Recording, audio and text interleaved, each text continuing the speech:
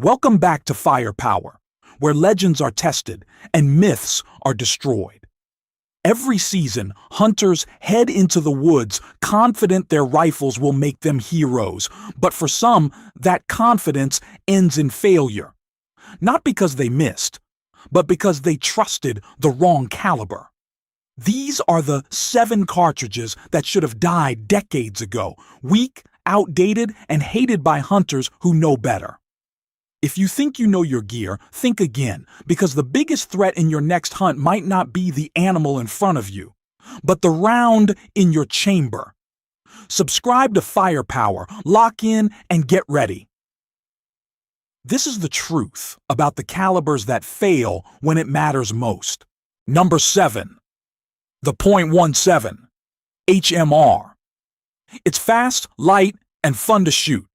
But if you've ever tried to drop anything larger than a rabbit with it, you know exactly why it's first on this list. The .7 HMR, or Hornady Magnum rimfire, is a tiny, high-velocity round that looks impressive on paper.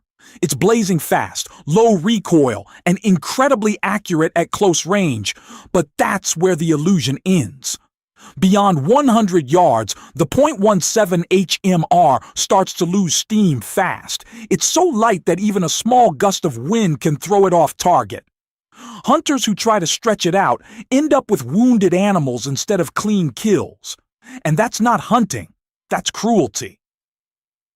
The .7 HMR is a favorite of backyard plinkers and pest shooters.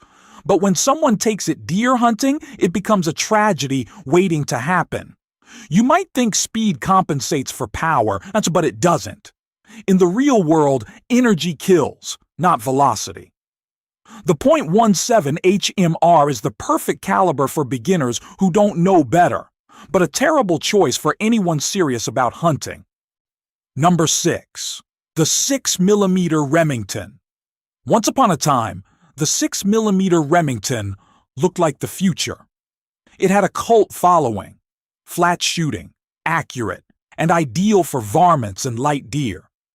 But in the arms race of ballistics, it fell behind fast. It went head-to-head with the .243 Winchester and lost, not because it was bad, but because it never evolved. Ammo became rare, bullet options dried up. Even rifle manufacturers stopped chambering for it. The 6mm Remington became the cartridge equivalent of a classic car that no one wants to maintain. Beautiful history. Zero practicality. You can still find enthusiasts who swear by it. But good luck finding factory ammo that performs like it used to. In the modern world of hunting, performance means consistency. And the 6mm Remington simply can't keep up. It's accurate, yes, but accuracy without availability means nothing. For most hunters, it's a relic, not a tool. Number 5. The .300 Remington Ultra Magnum. This one's for the overcompensators. The hunters who think bigger always means better. The .300 RUM was designed to be the king of power, the top of the food chain in long-range ballistics. But what it delivers in power, it punishes in pain. The .300 RUM is brutal. It hits like a freight train, on both ends. Recoil so violent it can rattle scopes loose, bruise shoulders, and make follow-up shots a nightmare. Sure, it drops a deer. But so does a rifle half its power. Every hunter who's used one knows the truth. The .300 RUM is impractical.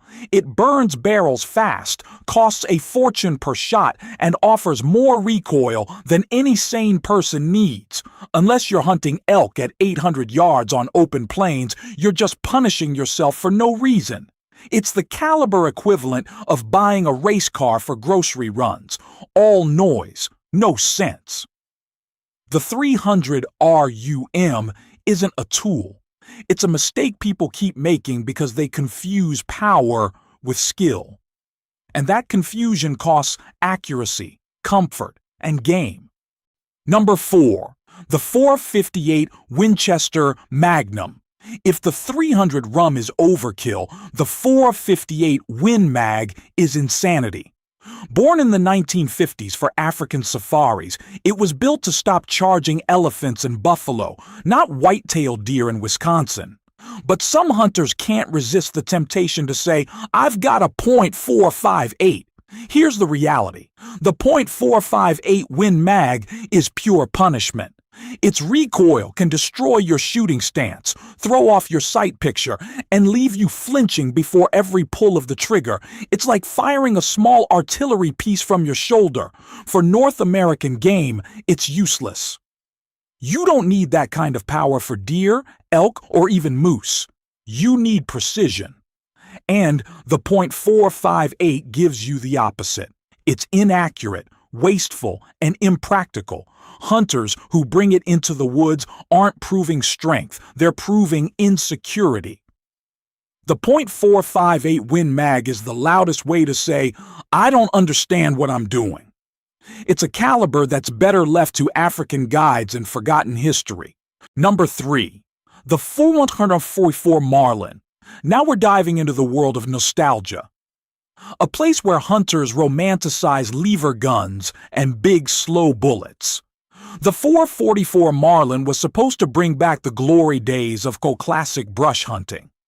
Instead, it just proved that old ideas don't always age well. At first glance, the 444 looks impressive. A big, heavy bullet built for close-range power. But step past 100 yards and it all falls apart. The trajectory drops like a rock, the recoil smacks like a hammer, and accuracy turns it into a gamble. In the modern hunting world, where optics, rangefinders, and precision matter, the .444 Marlin feels prehistoric. It's a cartridge that should have retired when bell-bottom jeans did. Hunters say it's a brush gun, but the truth is, better brush guns exist. The 4570 does everything the 4444 tried to do. Cleaner, flatter, and with far better ammo options. If the 444 Marlin were a hunter, it'd be that old guy at deer camp who still talks about the good old days, but hasn't tagged a buck in years. Number 2, the .223 Remington. Now here's where controversy starts, the .223. Remington, America's favorite AR-15 cartridge, is adored by millions and despised by hunters who know better.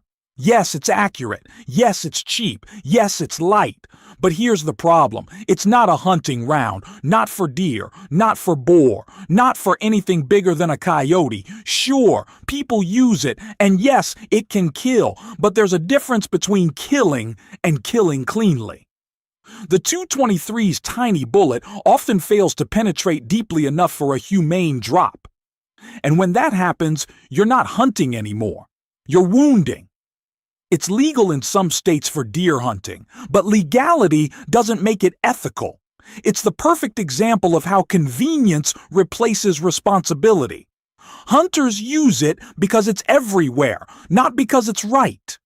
In the end, the .223 is the caliber of shortcuts, fine for targets, fine for varmints, but a disaster when used beyond its limits.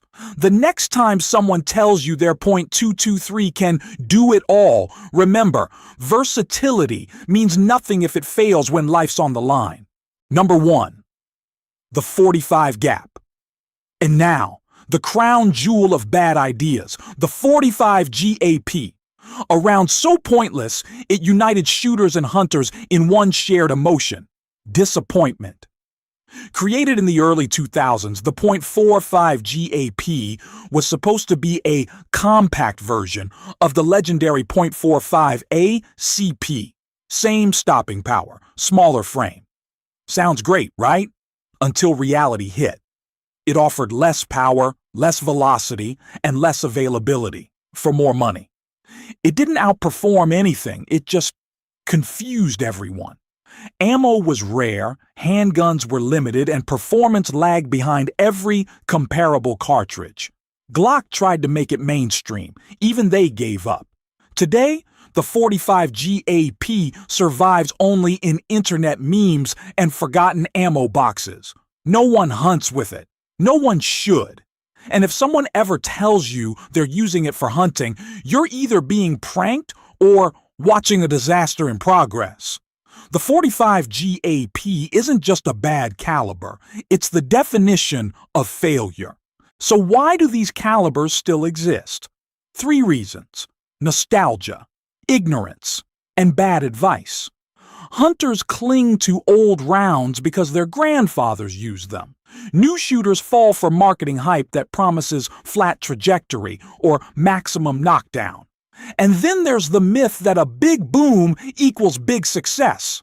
But modern ballistics don't lie. There are better, cleaner, and more efficient options for every one of these calibers. The .308, the 6.5 Creedmoor, the .270 Winchester, they all outperform these dinosaurs in every real-world metric. A good hunter evolves.